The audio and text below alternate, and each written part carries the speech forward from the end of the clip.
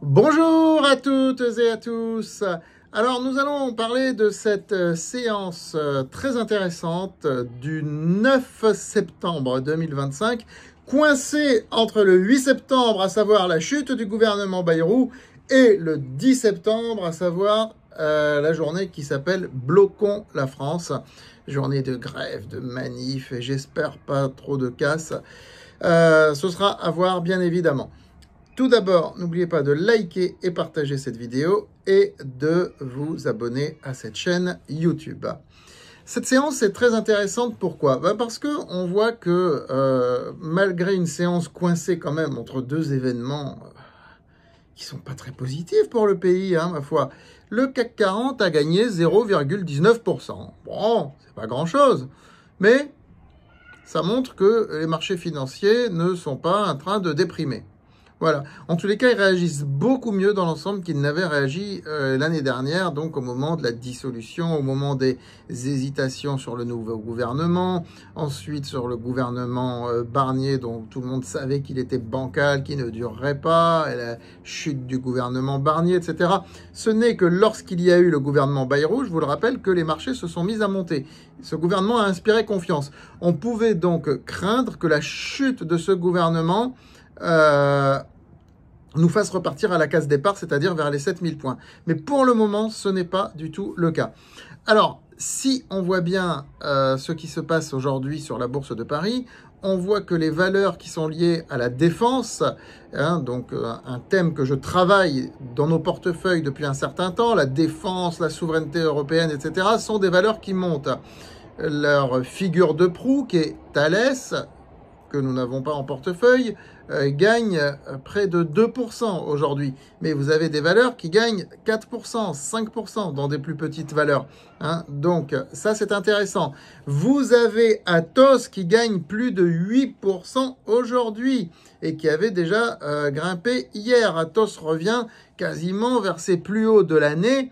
Après avoir encaissé durement la chute au tout début du mois de septembre. D'ailleurs, j'avais dit que pour les nouveaux, vous pouviez tenter un achat autour des 41 € dans le mail que j'avais envoyé il y a une dizaine de jours de cela et compléter éventuellement vers les 37 €. On est descendu vers les 37 €. Donc voilà, peut-être certains qui n'étaient pas rentrés sur le dossier, Atos, ont pu faire le plein grâce au mail que j'ai envoyé et ils ne sont pas spécialement malheureux aujourd'hui. Pourquoi est-ce que le marché ne se porte pas si mal et rebondit plutôt sur le secteur de la défense ou tout ce qui peut concerner la souveraineté européenne? Atos en fait partie. Eh bien, allons voir de suite ce qui se passe au niveau de Polymarket. Vous savez que c'est ma base de données secrète, qui n'a rien de secret, mais que j'utilise. Regardons ce qui se passe.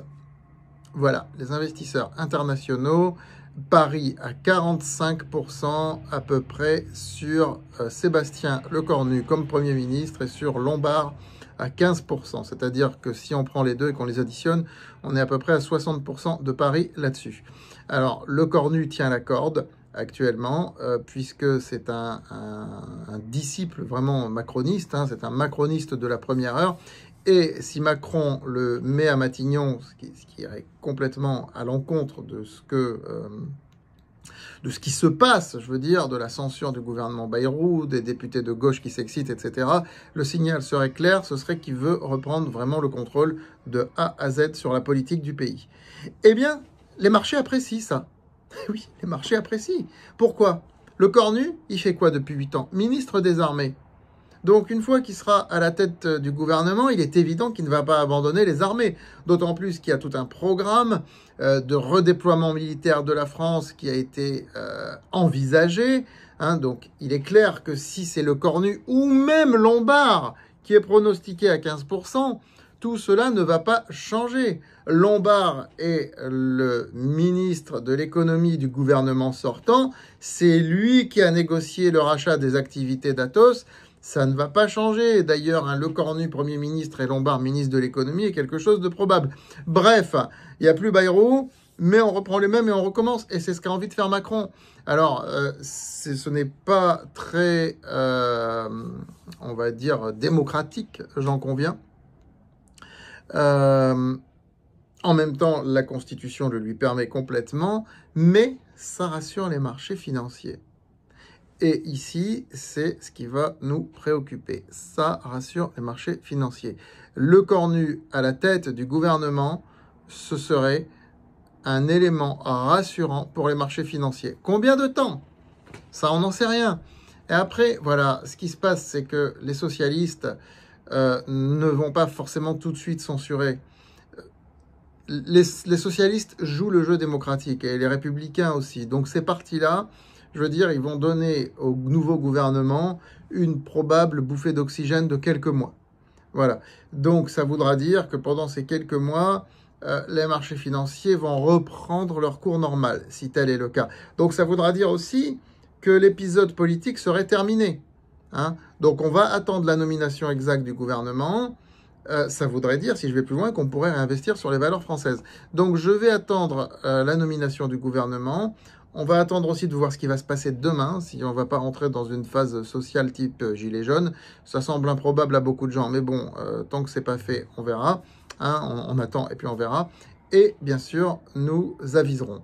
Voilà, je vous souhaite une très bonne fin de journée. Et puis, je vous dis à très vite pour de nouvelles aventures boursières.